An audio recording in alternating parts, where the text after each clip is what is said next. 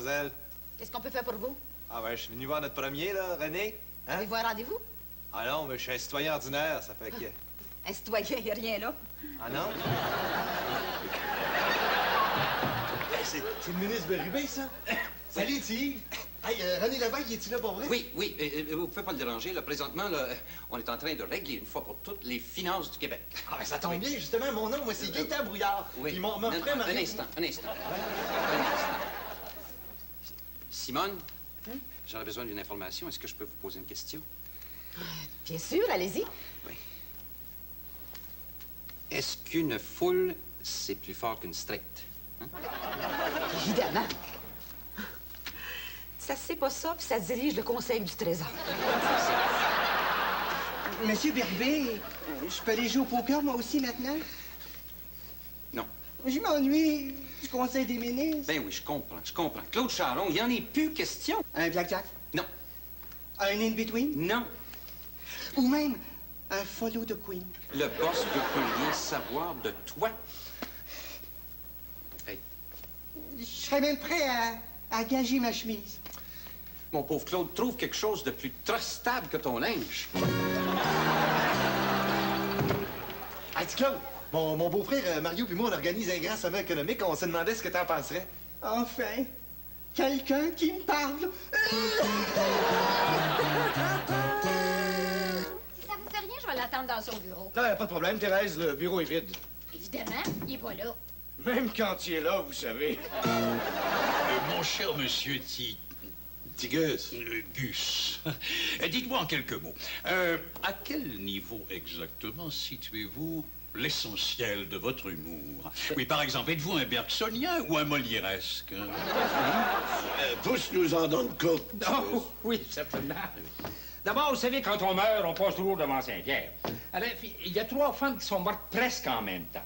Alors, la première passe devant Saint-Pierre. La seule question qu'il lui pose, il dit, « Madame, avant de vous donner les clés du paradis, est-ce que vous avez déjà triché votre mari? » Oh, elle dit, jamais j'aurais osé faire ces choses-là. Bon, ben, il dit, voici les clés du paradis. La deuxième passe devant Saint-Pierre. Il dit, est-ce que vous avez déjà triché votre mari? Ben, elle dit, moi, juste une petite fois, vous savez, un petit souvenir de pique-nique. Ah, ben, je peux pas vous laisser rentrer au ciel. Voici les clés du purgatoire. Et la troisième passe encore devant Saint-Pierre. Et il dit, écoutez, est-ce que vous avez déjà triché votre mari? Elle dit, moi, tous les soirs, toutes les soirs, ça lâchait pas. Mon mari est avec James, pensez-vous que j'étais pas resté tout seul? Tiens, il dit, voici les clés de ma chambre. Oh, il y a un type qui il travaillait, il était mécanicien, tu sais. Et puis, il était pas mal sale, et puis il est arrivé un accident, alors il l'a envoyé tout de suite à l'urgence. Et puis, rendu à l'urgence, c'est 2 religieuses qui l'ont reçu. Alors, il a fallu qu'il le déshabille. Et ensuite de ça, il était tellement sale, il a fallu qu'il le lave. Alors, la première était un petit peu pincée. Ben, dit, ça n'a pas de bon sens, bon, il est sale, on ne peut pas l'opérer. Tout ce qu'on pourrait faire, je vais le laver du plus bas, aller jusqu'au plus haut possible. L'autre, ben, dit, dans ce cas-là, moi, je vais le laver du plus haut, aller jusqu'au plus bas possible. Le gars se lève sur la table et dit, qui c'est qui va me laver le possible?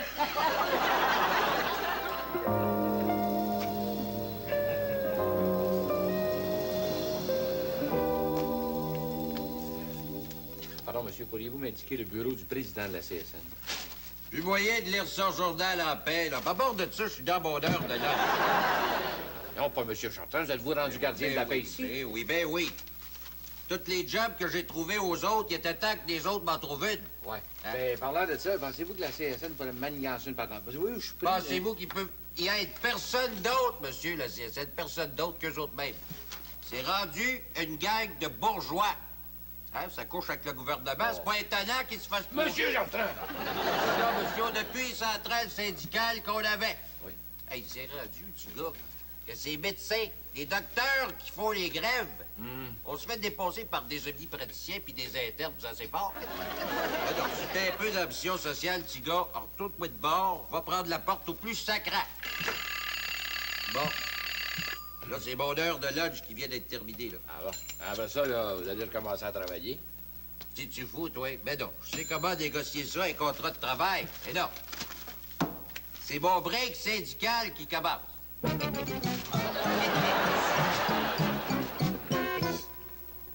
Oh, viens-t'en vite, mon beau Mario. Tu vas voir, tu vas être content de ta petite Thérèse. La confiture s'écrase dans la cuisine avec au moins 122 fraises à son bord. Au sous-sol, la tension monte au sujet de l'occupation du fauteuil carotté situé au large de la télécouleur. Attaque massive de maringouins dans la cour arrière.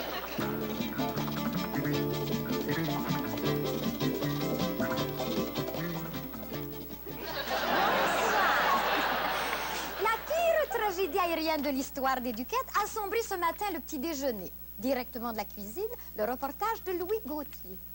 Un pot de confiture qui avait quitté le frigo tôt ce matin, en direction de la table de la cuisine, s'est écrasé peu après le décollage de son couvercle. Le pot contenait 122 fraises environ, et nous n'avons retrouvé jusqu'à présent que des fraises en purée attestant la violence du choc. Nous recherchons toujours cependant le petit scellé de circuit qui pourrait nous donner des informations supplémentaires sur les derniers échanges chimiques avant l'accident. Mais selon toute vraisemblance, la tragédie est le fruit d'une erreur de pilotage de la part d'une main trop gourmande. Si le coupable est découvert, nul doute qu'il va passer au toast. Ici Louis Gauthier qui vous parlait directement de la cuisine. L'affaire du fauteuil carotté maintenant. Eh bien, la tension a encore monté d'un cran hier dans le sous-sol entre Mario et Gaétan. Voici à ce sujet un reportage de Jocelyne Quintal. La territorialité de ce fauteuil est plus que jamais une question confuse.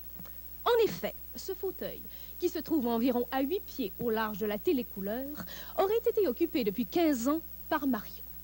Mais Gaétan, son beau-frère, conteste cette prétention et affirme que ce fauteuil lui revient de droit en raison d'un vieux traité, soit le contrat de mariage entre sa sœur Thérèse et Mario. Par ailleurs, Radio-Canada a découvert des preuves irréfutables de la longue occupation de Mario, soit quelques morceaux de pop-corn, des taches de moutarde et quelques pages sportives du Journal de Montréal. Ici Jocelyne Quintal qui vous parlait directement du sous-sol. Le sang a coulé hier après-midi sur le patio, à la suite d'une attaque massive d'un commando de maringouins volants. Gaétan Brouillard est sur les lieux. Hier encore, cette cour était un endroit de séjour paisible et agréable. Mais depuis cet après-midi, tout n'est que tristesse et désolation. Le tout a commencé lorsque des escadrilles de mouches et de maringouins ont quitté leur base, la poubelle du voisin, pour venir survoler la cour des Duquettes et larguer leurs dards meurtriers. Le combat a surtout fait rage dans le secteur ouest, entre le barbecue américain, toujours la proie des flammes, et le set de patio français qui a disparu. Seuls quelques chiens font encore le tour de la ville. Le chef de l'OLP, l'Organisation de libération du patio, M. Mario Yasser-Lacravate, a réussi à repousser l'attaque grâce à son fameux voisin qui a fourni le missile air-sol 6-12. Directement du spacieux patio, M. Gaétan Brouillard de Laval-Nord. Et maintenant... Hein? Parlez plus fort. J'entends rien, là. C'est-tu, moi? Hey, dépêchez-vous, j'ai l'air d'une belle niaiseuse, là. OK, d'abord. On n'a plus le temps. Bonsoir. Pourtant, on avait encore des bonnes.